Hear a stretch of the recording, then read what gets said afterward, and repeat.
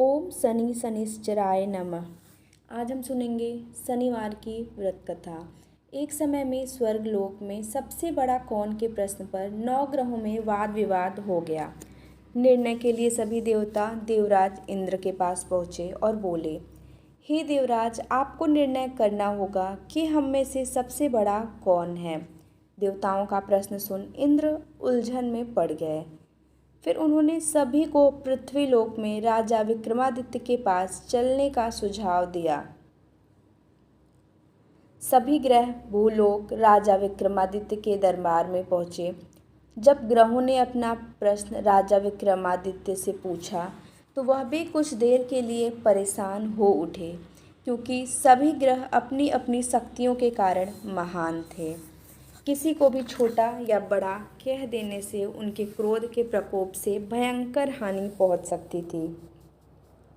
अचानक राजा विक्रमादित्य को एक उपाय सूझा और उन्होंने विभिन्न धातुओं जैसे सोना, चांदी, कांसा, तांबा, सीसा, रांगा, जस्ता, अभ्रक व लोहे के 9 आसन बनवाए।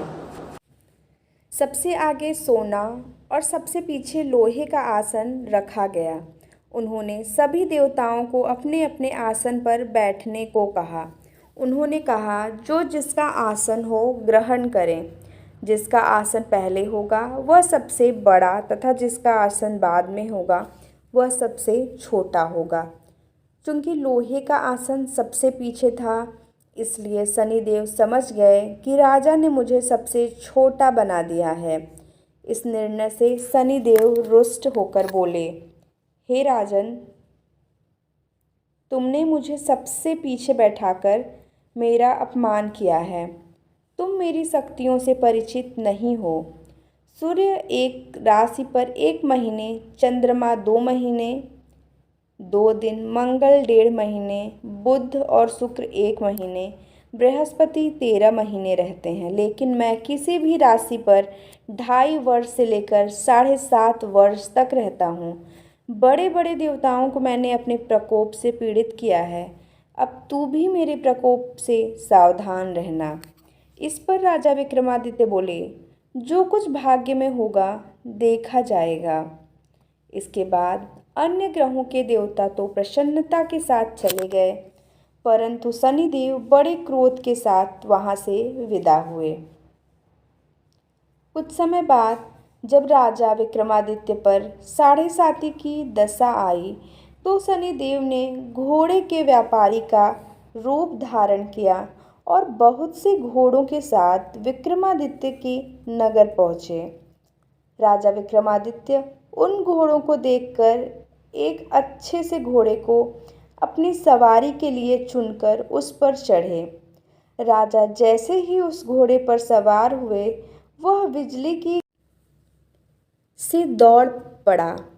तेजी से दौड़ता हुआ घोड़ा राजा को दूर एक जंगल में ले गया और फिर वहां राजा को गिराकर गायब हो गया। राजा अपने नगर लौटने के लिए जंगल में भटकने लगा, पर उसे कोई रास्ता नहीं मिला। राजा को भूख प्यास लगाई। बहुत घूमने पर उन्हें एक चरवाहा मिला।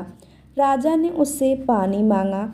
पानी पीकर राजा ने उस चरवाहे को अपनी अंगूठी दे दी और उससे रास्ता पूछकर जंगल से निकलकर पास के नगर में चल दिए। नगर पहुंचकर राजा एक सेठ की दुकान पर बैठ गए। राजा के कुछ देर दुकान पर बैठने से सेठ की बहुत बिक्री हुई। सेठ ने राजा को भाग्यवान समझा और उसे अपने घर भोजन पर ले गया। सेठ के घर में सोने का एक हार खूंटी पर लटका हुआ था। राजा को उस कमरे में छोड़कर सेठ कुछ देर के लिए बाहर चला गया। तभी एक आश्चर्यजनक घटना घटी। राजा के देखते देखते खूंटी पर सोने के उस हार को निगल गई। सेठ ने जब हार गायब देखा तो उसने चोरी का संदेह राजा पर किया और अपने नौकरों से कहा कि इस परदेसी को रस्सियों से बांधकर नगर के राजा के पास ले चलो। राजा ने विक्रमादित्य से हार के बारे में पूछा तो उन्होंने बताया कि खूंटी ने हार को निगल लिया। इस पर राजा क्रोधित हुए और उन्होंने चोरी करने के अपराध में विक्रमादित्य के हाथ पांव काटने का आदेश दे दिया। सैनिकों ने राजा विक्रमादित्य के हाथ पांव काट कर उन्हें सड़क पर छोड़ दिया। कुछ दिन बाद एक तेली उन्हें उठाकर अपने घर ले गया और उसे कोल्हू पर बैठा दिया। राजा आवाज़ देकर बैलों को हाँकता रहता। इस तरह तेली का बैल चलता रहा और राजा को भोजन मिलता रहा। शनि के प्रकोप की 7.5 पूरी होने पर वर्षा ऋतु प्रारंभ हुई। एक रात विक्रमादित्य मेघ मल्हार गा रहा था। तभी नगर की राजकुमारी मनभावनी रथ पर सवार उस घर के पास से गुजरी। उसने मल्हार सुना तो उसे अच्छा लगा और दासी को भेजकर गाने वाले को बुला लाने को कहा। दासी लौटकर राजकुमारी को अपंग राजा के बारे में सब कुछ बता दिया। राजकुमारी उसके मेघ मल्हार से बहुत मोहित हुई और सब कुछ जानते हुए भी उसने अपंग राजा से विवाह करने का निश्चय किया। राजकुमारी ने अपने माता पिता से जब यह बात कही तो वह हैरान रह गए। उन्होंने उसे बहुत समझाया पर राजकुमारी ने अपनी जिद नहीं छोड़ी और प्राण त्याग देने का निश्चय कर लिया। आखिरकार राजा रानी को विवश होकर अपंग विक्रमादित्य से राजकुमारी का विवाह कराना पड़ा। विवाह के बाद राजा विक्रमादित्य और राजकुमारी तेली के घर में रहने लगे। उसी रात स्वप्न में शनिदेव ने राजा से कहा, राजा तुमने मेरा प्रकोप देख लिया, मैंने तुम्हें अपने अपमान का दंड दिया है। राजा ने शनिदेव से क्षमा करने को कहा और प्रार्थना की, हे शनिदेव, आपने जितना दुख मुझे दिया है अन्य किसी को न देना। शनिदेव ने कहा, राजन मैं तुम्हारी प्रार्थना स्वीकार करता हूँ। जो कोई स्त्री पुरुष मेरी पूजा करेगा, कथा सुनेगा, जो नित्य ही मेरा ध्यान करेगा, चींटियों को आटा खिलाएगा, वह सभी प्रकार के कष्टों से मुक्त होता रहेगा तथा उसके सब मनोरथ पूर्ण होंगे। यह कहकर शनिदेव अंतर्ध्यान हो गए। प्रातःकाल राजा विक्रमादित्य की नींद खुली तो अपने हाथ पांव देखकर राजा को बहुत खुशी हुई। उन्होंने मन ही मन शनिदेव को प्रणाम किया। राजकुमारी भी राजा के हाथ पांव सलामत देखकर आश्चर्य में डूब गई। तब राजा विक्रमादित्य ने अपना परिचय देते हुए शनिदेव के प्रकोप की सारी कहानी सुनाई। इधर सेठ को जब इस बात का पता चला तो दौड़ता हुआ आया और राजा विक्रमादित्य के चरणों में गिरकर क्षमा मांगने लगा।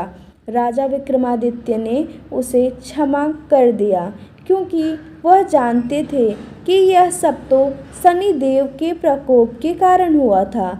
सेठ राजा विक्रमादित्य को अपने घर ले गया और उसे भोजन कराया। भोजन करते समय वहाँ एक आश्चर्य घटना घटी। सबके देखते देखते उस खूंटी ने हार उगल दिया। सेठ ने अपनी बेटी का विवाह भी राजा के साथ कर दिया और बहुत से स्वर्ण आभूषण, धन आदि देकर राजा को विदा किया। राजा विक्रमादित्य राजकुमारी मनभावनी और सेठ की बेटी के साथ अपने नगर वापस पहुँचे तो नगरवासियों ने हर्ष के साथ उनका स्वागत किया। अगले दिन राजा विक्रमादित्य ने पूरे राज्य में घोषणा कराई कि शनिदेव सब ग्रहों में सर्वश्रेष्ठ हैं।